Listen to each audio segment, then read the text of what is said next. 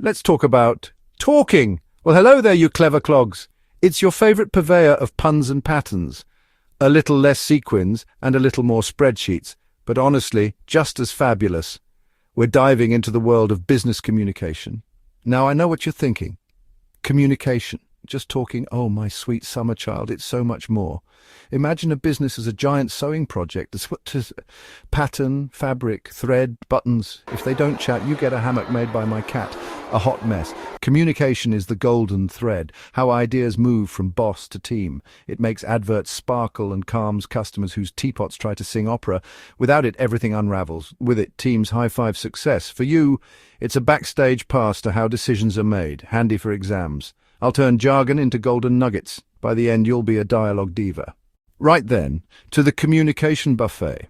First up, two main categories, internal and external. Internal and external. Think of internal as the party inside, all the planning and gossip between guests. It's Brenda being asked if petty cash can stretch to a disco ball, or an email about free donuts. It's the chatter that keeps the business ticking. External is when the party spills into the garden and speaks to the neighbours. That's adverts, invoices, press releases, all the ways you charm customers and the press, and dealing with poor Mr. Henderson when his teapot books flights to Bermuda. Within categories there are flavours, verbal and written, and a dash of digital. Verbal, face-to-face, meetings, phone calls, video conferences. Immediate, and you read body language. It's the Prosecco of communication, bubbly and fast. Written communication is anything on the page. Letters, memos, reports, emails. It gives you a permanent record.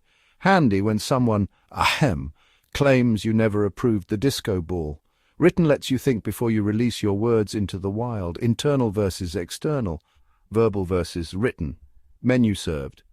Next, picking your outfit for the occasion. Choosing a channel is like choosing an outfit. You wouldn't wear a ball gown canoeing. Well, maybe I would. The wrong channel is disastrous. Simple rule. Urgent, verbal. Complex, official, written. If a fire drill is in 5 minutes, posting a letter is useless. By then the building could be BBQ. Use a tannoy or mass text. Loud and immediate. Context picks the channel. Need to tell Sandra about a promotion. Sending a mass email. You monster. Call her in. Face-to-face, confidential, to see her reaction. It shows you value the moment. Annual financial review for the board, not a phone chat. This deserves a formal written report, emailed securely or printed. Recipients can digest it at their own pace. Marketing new waterproof socks? A memo on the notice board won't cut it. Shout from rooftops, social media, TV ads, posters, press releases. Choose based on your audience.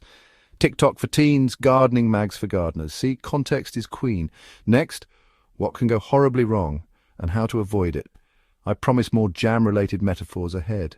Oh dear, it's all gone Pete Tong. Communication catastrophes. Even with good intent, messages often miss their mark. Like threading a needle after 3 glasses of sherry. Meet the villains.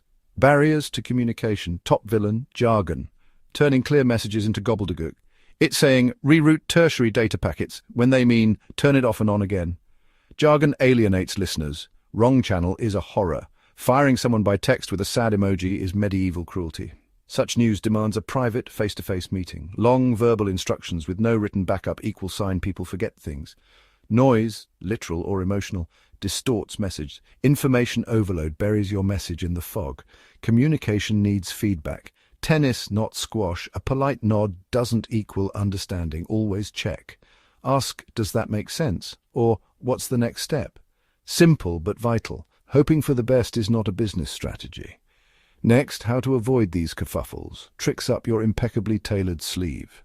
Fear not, my little superstars. Dodging calamities is easier than you think. Tip 1. Kiss. Keep it simple, stupid. Ditch jargon. Explain things in plain English. Think who you're talking to. Tailor tone and language. Simplicity is sophistication. Rule 2. Choose your channel carefully. Before you send, run the pact check. Purpose, audience, confidentiality, tone. Pact saves you from emailing when you should call. Actively listen. Don't let words wash over you. Ask questions and paraphrase. So you want me to paint the ceiling fuchsia by Friday? Paraphrasing avoids disastrously colourful mistakes. If you're the sender, make feedback easy and welcome questions. Be aware of body language and tone. Actions must match words. Be present, engaged, genuine. Trust is the glue. Be authentic and clear. and you'll be a communication champion. Kiss and pact, your 2 golden rules. Now let's make sure this actually helps you in the exam. Dr. Steve Bird, VO. Why does this matter for IGCSE? Because communication questions are a dead cert. Dr. Steve Bird, VO. Examiners want practical thinking. Apply concepts to case studies like Dave's donut delivery.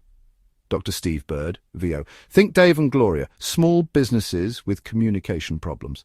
Dr. Steve Bird, VO. A typical cue, explain 2 barriers and recommend solutions. Dr. Steve Bird, VO. Barriers could be unclear verbal instructions or lack of written confirmation. Dr. Steve Bird, VO. Or a faulty messaging system, suggest clear SOPs, checklists, or reliable tech. Dr. Steve Bird, VO. Discuss pros and cons to score marks. Why face-to-face beats email for redundancies. Dr. Steve Bird, VO. Mention tone, empathy, confidentiality, and immediate feedback. Dr. Steve Bird, VO. Use examples and apply key terms for high marks. Dr. Steve Bird, VO. Text works for casual updates, formal reports for financial figures. Dr. Steve Bird, VO. Nail the nuance and you bag a lorry load of marks. Dr. Steve Bird, VO. Communication is stitched through HR, marketing, operations. Master it and you unlock many topics. Dr. Steve Bird, VO. On exam day, breathe, read questions carefully. Dr. Steve Bird, VO. Think of the case study characters and pick the most sensible, effective, and human option. Dr. Steve Bird, VO. Use key terms and be clear, concise, confident. Dr. Steve Bird, VO. Every point is another stitch in your final grade. Dr. Steve Bird, VO. Go in there and be brilliant. I'm rooting for you. Dr. Steve Bird, VO. Now, have another biscuit. You've earned it. All right, my absolute treasures. We've reached the end of our revision session. Communication isn't a scary monster, is it? Just people talking to get things done. Everyone singing from the same organized hymn sheet. Walk in as confident as a peacock in a hall of mirrors. Internal, external, verbal, written. And remember, jargon is a villain. You've revised, you've put in the work. Sip the tea, breathe, read carefully. Think Dave and Gloria when answering. Ask, is it sensible, effective, and human? Be clear, concise, confident. Each point you write is another stitch in your final grade. I'm rooting for you. Now have another biscuit. Best of luck. Go ace it. Quick recap. Kiss, pact, check feedback, and make communication 2-way. You've got this. Good luck from Dr. Steve Bird. Subscribe for more brisk, sparkling revision. Ta-da!